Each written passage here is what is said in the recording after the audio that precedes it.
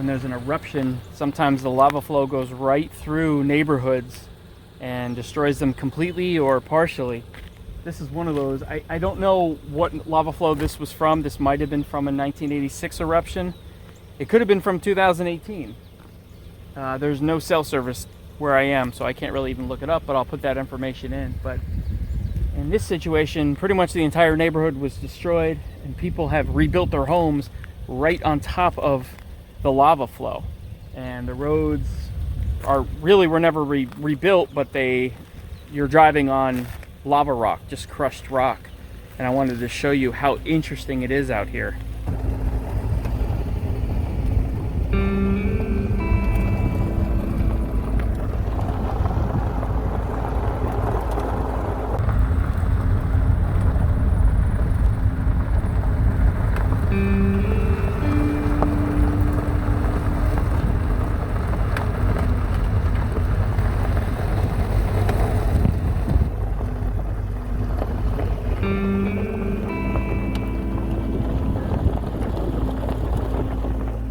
Four of them.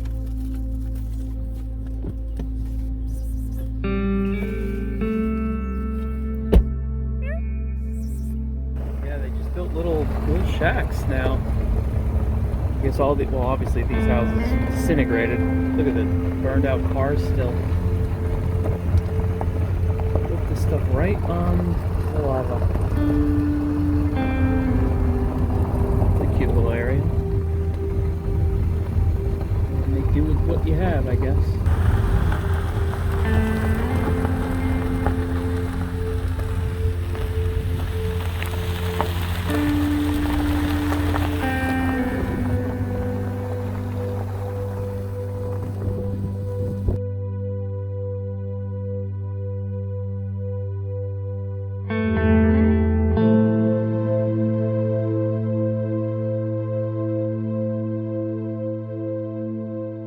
Alright, so I think this is from the 2018 Leilani eruption. You can look up like Leilani Estates. The eruption flowed right through that area, and obviously whatever neighborhood this is. I think that's the most recent in this area.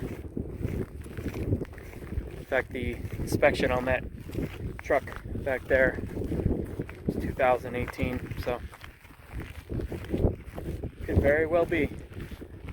This is really the end of the road. Now, I don't know how far down, but a few miles down is Hawaii Volcanoes National Park, and that's the same thing. That road dead ends on the other side, where all this lava flowed down off these mountains, all the way down right to the ocean. So a lot of these areas here, the neighborhoods were destroyed, obviously. It would probably be really interesting to walk out here because, you know, there were roads out here. There's probably still foundations to homes and cars that are half buried by lava. Man, this is very surreal. Look at all these remnants of little lava tubes here. The little fingers. And these float all over the place, bubbling up, oozing out lava.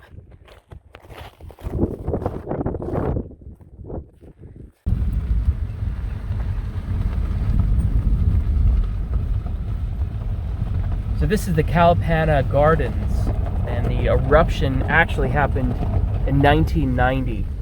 It has an interesting story, though. You know, it used to be a beautiful historic fishing village. And I guess at some point back in the 60s, it was poised to be a resort area. Over 700 plots of land were sold through the 60s and the 70s and 80s. And this was all done with not much concern for possible eruptions from the volcano here. I think about 740 parcels of land were sold, many people out of state, not on the island. The risks were never really discussed for 3 decades, really. And that's what's so crazy about this story, is that even though there were neighborhoods nearby being destroyed, by eruptions, the property sales for this area still continued. And that, of course, came to an end in 1990. That eruption happened from April of 1990 to February of 1991. Lava poured into this whole area and slowly destroyed all of the towns. I mean, there used to be about 12 different roads here. Like I said, over 100 homes. There was some stores. I mean, it was a whole area, a neighborhood. It was all swallowed by lava, in some cases 50 feet deep of lava. So there are cemeteries in this area. Just, it's incredible to think what is buried underneath us right now. And this area pretty much remained vacant from that time all the way until the early 2000s. I believe sometime around 2004, people slowly started moving back. You could buy this property pretty cheap, under $10,000. And so over time, since 2004, a lot of that land has been bought up again, and people have decided to live on the lava. I mean, this is, of course, it comes with that chance that this could happen again. That being said, I'm sure it's pretty peaceful here.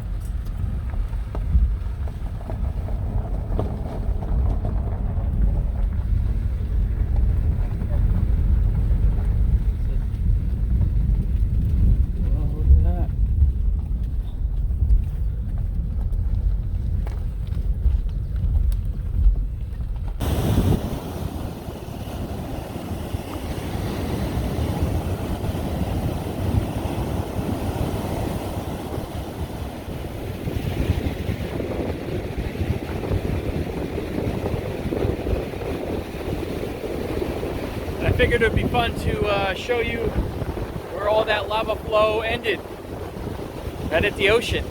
This used to be a legitimate black sand beach, and now everything is 15 feet higher than it used to be here. And now it's just these awesome cliffs everywhere.